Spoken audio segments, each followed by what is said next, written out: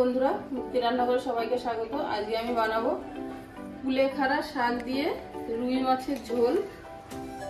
রুই মাছ নিয়ে নিয়েছি, এই যে কুলেখাড়া শাক, আলু ছুলে নিয়েছি, আলুটা আমি কেটে নেব। আমি এখন শাকটাকে বেছে নিচ্ছি আর আলুটাকে কেটে নেব।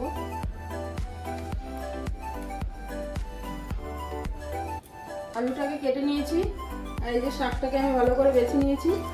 শাকটাকে ধুয়ে নিচ্ছি, মাছটাকে ভেজে নেব, নুন হলুদ মাখিয়ে নিচ্ছি।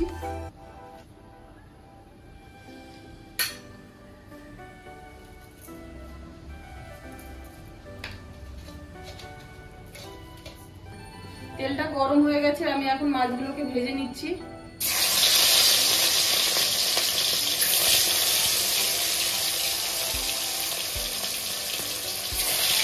মাছটা ভাজা হয়ে গেছে, আমি এখন মাছটাকে তুলে নিচ্ছি।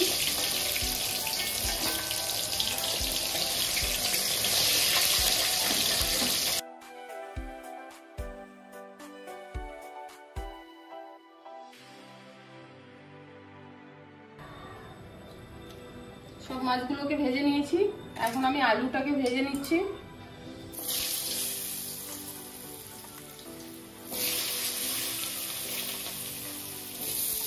নুন আর হলুদ দিয়ে দেবো।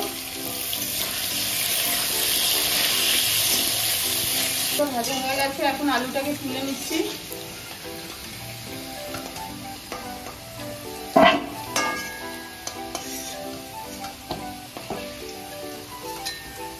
ফোড়নে দিয়ে দিচ্ছি গোটা জিরে,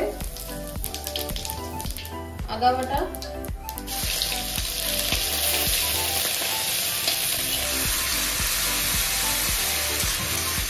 ধনের গুঁড়ো, জিরের গুঁড়ো, হলুদ, নুন, টমেটো কুচি। এখন দিয়ে দিচ্ছি ভেজে রাখা আলু। আলুটাকে একটু মশলার সঙ্গে মিশিয়ে নেব। দিয়ে দিচ্ছি শাকটাকে, কুলেখাড়া শাক।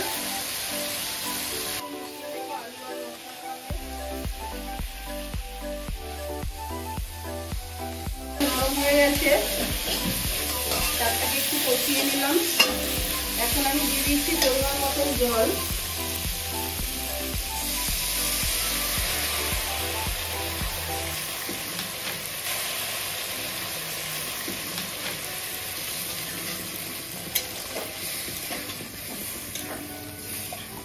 এখন এটাকে কিছুক্ষণ ঢাকা দিয়ে রাখছি। এখন ঢাকনাটা তুলে নিচ্ছি।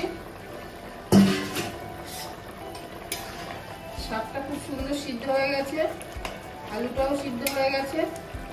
এখন আমি মাছ দিয়ে দিচ্ছি।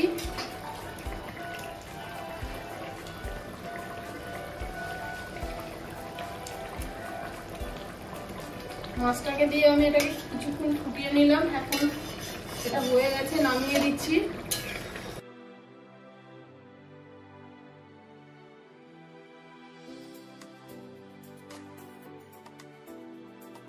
কুলেখাড়া শাক দিয়ে রুই মাছের পাতলা ঝোল রান্নাটা হয়ে গেছে। আমার রেসিপিটা যদি ভালো লাগে তাহলে সাবস্ক্রাইব করবেন আর বেশি বেশি করে শেয়ার করবেন। তাহলে দেখা হচ্ছে পরের ভিডিওতে।